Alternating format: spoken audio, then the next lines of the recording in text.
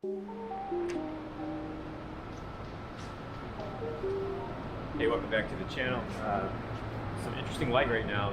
What's actually happening is the light's coming in a door over here and it's hitting a stack of metal studs and it's reflecting back onto where I'm at, which creates some really cool light that it won't last long. So I'll have to have my light out pretty soon. As soon as the sun goes down, there's a bunch of skylights up here that don't get any more light, obviously, and it's a little dark in my corner here, but who's complaining when they give you a little corner like this to work in? So what we're gonna do, if I can get the camera off here, what we have to do today is we're gonna get this spar carry through epoxied in place back here, and once that's it's still pretty tight fit, so I just have to figure out where that's being held up and get that worked out, but I'll get that figured out. And then we have the second piece that goes in here that's holding the bearing block. It goes back here somewhere, and I'll measure off of this one to make sure these two are parallel to each other. And then there's two pieces that have to go in across here in this area here, so I'll get those two pieces in, and there might be another piece that goes across here somewhere. So I'll get the rest of these cross members done, get those in place, and then I'm going to put the firewall in. I have a dimension for that, and once the firewall's in, then I'm going to have to actually start making my pieces here that actually make this shape out of my RS12, I believe it is. And then I need to make my engine mounting sandwiches and just kind of get ready. I'm going to make a template of this shape so that I can transfer that template onto here on each of the sides, because I need to locate this exactly on here. So before I do any more to the fuselage here, or before I start working on the front end, I'm gonna have to flip the fuselage on his side and then flip it over again so that I can actually mark out exactly where that's located on here so that they both match perfectly and all that. So it's looking really good. And once you get the front end kind of all situated, we'll actually be moving to then pulling the tail together and doing that. On the drawing for this modification, the good news is the width at this location, it's actually 19 1/4, which is not as narrow as it is on the regular one. So I think pulling this nose in is actually going to be a little easier with this half EW modification than it is with the normal fuselage. So let's hope for that. Anyway, because I know it can be quite a struggle. I remember before when I did my 1030, I actually the only way I could really get it to work, because I didn't have some of the clamps and things I have now, the only way I could really get it to work was to actually put the wood screws and big washers in and screw those in place till the epoxy dried, and then pull the screws out and then plug the holes with hardwood dowels. So anyway, that's a lot of talking. I need to get set up so we can do some building. So all right, so the next thing to do is to put in the firewall. And you can see I've got some blocks on the inside as well as the outside to keep that stationary when I start to pull this together. And these blocks, or the firewall, I'm sorry, it's actually the overall outside dimension for this modification is 19 1/4. So I'll be measuring, basically I'll make the firewall 19 by 19 1/4 high. So I'll get that cut, and when I make it, I'm going to actually put a hole down here in the bottom, a hole that's sized for a inspection ring, not a ring, but the actual inspection cover. So I'll get that hole cut out once I get the firewall cut out. 19 wide by 19 1/4 high, and that'll end up with an overall dimension of basically 19 1/4 by 19 1/4. So yeah, so I'm going to get that cut, and then I'll be ready to kind of test fit that, and then I can start to epoxy some things in place after that. So yeah, we'll see how that goes.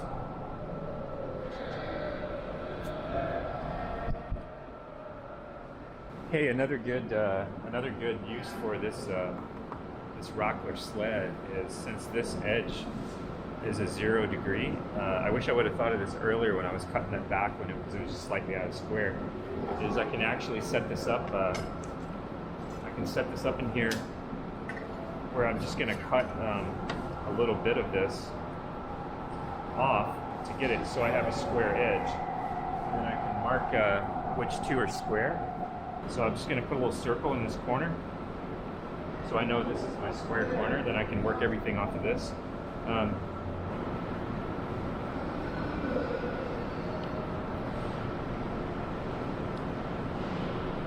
Just tighten that down so it's holding it.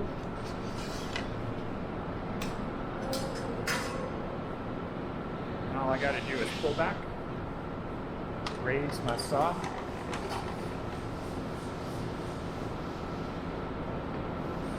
set it back to 0 degrees, which could be important.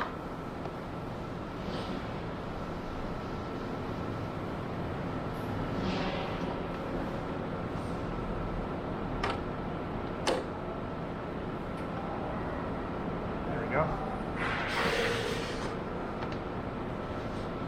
And we should be all set.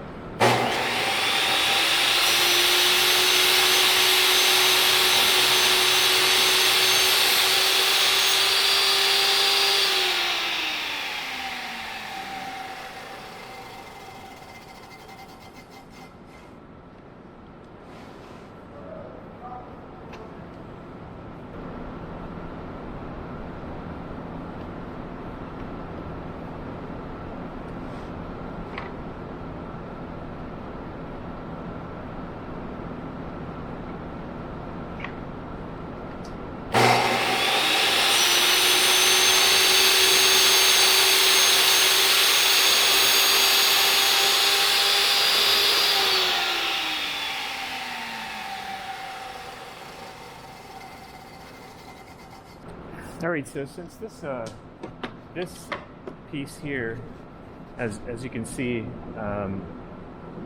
this both inside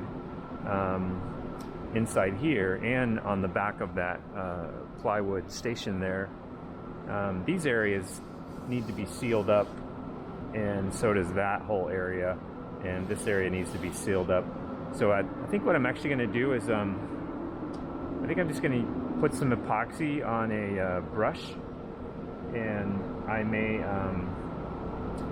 I'll just take that and I'll just brush epoxy inside here, and then I'll just, you know, put a nice thin coat in here, and then I'll do the same over there, so that I've got that kind of that whole area sealed up, and then it'll be protected forever from the moisture. So I will, when I mix up my epoxy, I'll do that first. I'll get this all done on the inside, then I'll put my normal thicker epoxy in the areas that are going to actually get glued here and on these rails here, and then we'll clamp it all together and staple here against the those uprights, and we'll get this in place, and then we're going to get this cross member. We'll get this other cross member right here in place, that goes about right here. That's the back part of the bearing block support for the control stick. And then after that dries, when I come back, we'll actually be in a position to get the firewall actually glued in here, and you can see the distance I've got to go with this, and it's not as much distance as on the other normal Minimax. So I'll use bar clamps and pull these sides in. So just slowly work them in, and then I'll put blocks. The bar clamp block is going to be up here, and then I'll put blocks down here, and we'll be able to keep pushing it in, and then drive some staples probably in here. Let everything hold. I'll make sure everything's square, and that this you can see it's got a center line drawn on it right here, which will be, this is the bottom, so this is where I have the inspection hole. So the center line will be lined up with the center line here, and once we make sure all that's in place, we'll be in good shape here. So yeah, all right, so I'm gonna get set up here, mix some epoxy, and we'll go to the next step.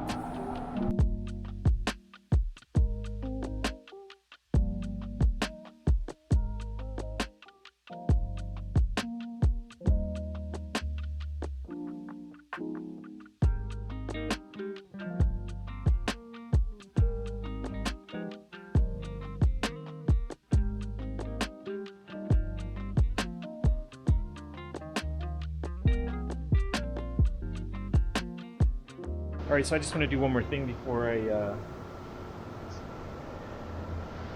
I wrap up for tonight, and actually that is get this extra piece in here. So I've got a 1/4 inch piece all cut, ready to go in.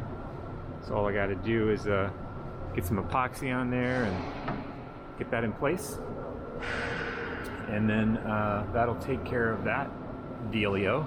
So yeah, and I've got this in right here, and it's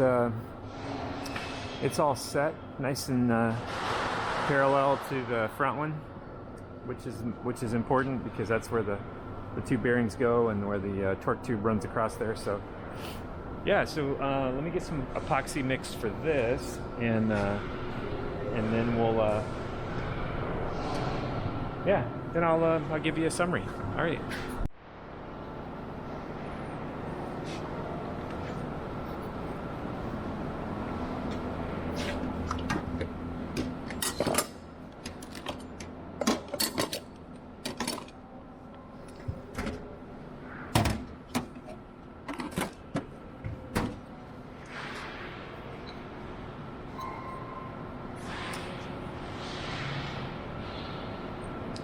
All right, so that's it for me today, and I got this rear spar carry through in place, and I have it got it well clamped in here. And what I was looking for, I was just watching for squeeze out down in here. I know it's kind of hard to see in there; it's a little bit dark, but down in there and down in there, just to make sure that the piece of RS11 that's in there is making good contact with the plywood here.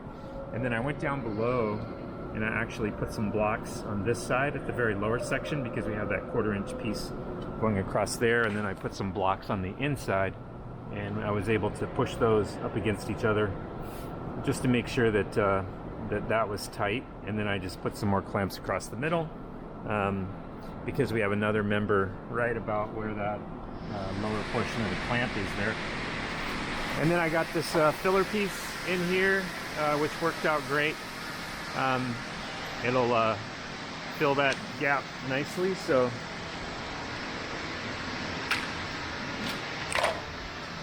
I won't have to worry about that.